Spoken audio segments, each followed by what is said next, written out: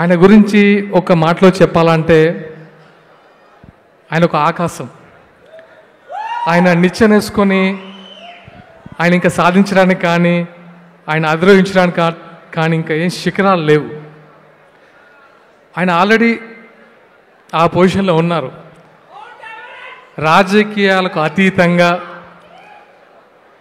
అంటే సినిమా రంగంలో అతీతంగా ఆయన ఒక ఆ స్టేజ్లో ఉన్నారు. కాబట్టి ఆయన కొత్తగా ఎన్ని సినిమాలు తీసినా అది కేవలం మన అభిమానుల కోసం మాత్రమే అది తీస్తున్నారు. ఎందుకంటే హిట్ ఫ్లాప్లు సంబంధం లేదు. ఆయన సినిమాలు ఆయన ఎన్ని డెకేడ్స్గా చూసాం. ఇప్పుడు చూస్తుంటే నాకు ఆల్మోస్ట్ 90s 2000 ఇప్పటి వరకు ఆ 30 సంవత్సరాల జర్నీ కళ్ళ ముందు కనిపించింది. ఆ డాన్సెస్ ఒక ట్రాన్స్లోకి వెళ్ళాము. ఆయన గురించి ఎంత చెప్పినా తక్కువే. సీఎం పక్కన కూర్చున్నా పిఎం పక్కన కూర్చున్నా ఆయన ఉంటే ఆ నిండుతనమే వేలా ఉంటుంది. అంతకు మించి ఇంకా నేను చెప్పలేను. ఎందుకంటే ఏదైనా సభ జరుగుతుంటే అది సీఎం గారి ప్రోగ్రాం అయినా పిఎం గారి ప్రోగ్రాం అయినా సరే ఆయన కూర్చుంటే అది ఆహ్లాదకరంగా ఉంటుంది, ఒక నిండుతనంగా ఉంటుంది, ముఖ్యంగా ఒక పాజిటివ్ ఎనర్జీ ఉంటుంది. దట్ ఈస్ మన అన్నయ్య చిరంజీవి గారు. అండ్ ఎస్, ఇప్పుడే వచ్చేటప్పుడు మన జనసేన అధినేత పవన్ కళ్యాణ్ గారు చిరంజీవి గారికి బర్త్డే విషెస్ తెలియజేస్తూ ఒక లేఖ రాశారు. ఆ లేఖ వింటే నాకు ఏదో తెలియని ఒక ఉద్వేగం అనిపించింది. ఎందుకంటే అన్నయ్య చిరంజీవి గారి గురించి ఆయన రాసిన మాటలు 2-3 చెప్తాను. తనకు తమ్ముడుగా పుట్టడం అదృష్టంగా భావిస్తూ తన కష్ట సుఖాలని డైరెక్ట్గా చూసిన వ్యక్తి పవన్ కళ్యాణ్ గారు. విజయం వచ్చినా అపజయం వచ్చినా విజయానికి పొంగిపోలేదు, అపజయానికి కృంగిపోలేదు. అంటే ఒక స్థితప్రజ్ఞతతో ఉన్న వ్యక్తి అన్నయ్య చిరంజీవి గారు అని ఆయన రాస్తుంటే నాకు చాలా చాలా సంతోషంగా అనిపించింది. ఎందుకంటే ఆయన వేసిన బాటలోనే మన జనసేనాని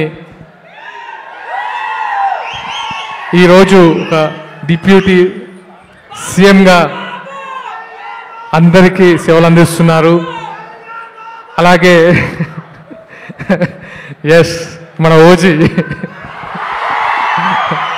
మీకు నేను ఒక ఫంక్షన్కి వెళ్ళినప్పుడు అనిపించింది, చాలామంది కళ్యాణ్ గారు ఎదురుగా ఓజీ అని హరిహర వీరమల్లి అనడం.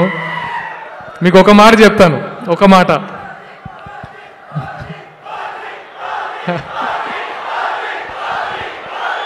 జస్ ఒక మాట. మీరు పవన్ కళ్యాణ్ గారిని డైరెక్ట్గా అబ్జర్వ్ చేస్తే ఆయన ఇన్బిల్ట్ ఆయనలో ఒక 100 మంది ఓజీలు ఉంటారు. దట్ ఈస్ పవన్ కళ్యాణ్ గారు. ఎందుకంటే చాలా దగ్గర నుంచి చూసిన వ్యక్తిగా నాకు అనిపించింది, రీల్లో కంటే రియల్గా ఆయనలో ఒక 100 మంది ఓజీలు 1000 మంది హరిహర వీరమల్లు ఉంటారు. That is power star Pawan Kalyan గారు.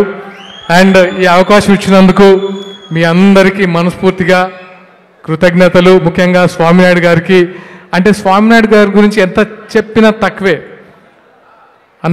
శ్రీనన్న చెప్పినట్టు, బొలిశెట్టి శ్రీనన్న చెప్పినట్టు, ఒక హనుమంతుల్లాగా చిరంజీవి గారికి ఒక గొప్ప వరం స్వామినాయుడు గారు. నాకు అది మాత్రం అర్థమైంది. ఎందుకంటే ఇంతమంది అభిమానుల్ని ఒక తాటి మీద నడిపిస్తూ ఆయన కోసం వెన్నంటి ఉండి ఆయన జీవితం సాటిస్ఫై చేసిన వ్యక్తి స్వామినాయుడు గారికి మనస్ఫూర్తిగా అభినందనలు. ప్రతి ఒక్కరికి, మెగా ఫ్యామిలీ, మెగా అభిమానికి మనస్ఫూర్తిగా అభినందన తెలియజేస్తూ thank you so much. And ముఖ్యంగా ఈ కార్యక్రమంలో జనసేన వీర మహిళలకి సత్కరించడం అనేది నిజంగా నాకు చాలా సంతోషాన్ని ఇచ్చింది. అది విన్న తర్వాత నాకు మా వీర మహిళలు సత్కారం జరుగుతుందనేది నాకు నిజంగా చూడడానికి ముచ్చటేస్తుంది. ఎందుకంటే నాకంటే ముందు నుంచి ఉండొచ్చు, బట్ వాళ్ళ కష్టము, వాళ్ళు ఎలాంటి కష్టాలు పడుతూ ఉంటారంటే జనసేనాన్ని ముందుకు తీసుకెళ్ళడానికి వీర మహిళలు ముఖ్యంగా ధన్యవాదాలమ్మా. మీ పాత్ర మాకు మరవలేంది. ఎందుకంటే మిమ్మల్ని వీర మహిళలు అనాలని ఎందుకు అనిపించిందంటే పవన్ కళ్యాణ్ గారికి నిజంగా మీరు ఆయన స్ఫూర్తితో ఎన్నో, అంటే ఫస్ట్ టైం మహిళలకి ఆయన ఇచ్చే గౌరవం కానీ ఆయన ఇచ్చిన ఇంపార్టెన్స్ కానీ ఈ పాలిటిక్స్లో ఎవరు ఇవ్వలేదు. అండ్ థ్యాంక్ యూ, ఆయన తరపున కూడా మీకు అభినందన తెలియజేస్తున్నాను. Thank you so much. Thank you. Sagar garu, thank you so much. Nagendra గారిని ఒక మాట మాట్లాడాల్సిందిగా కోరుకుంటున్నాము క్విక్గా.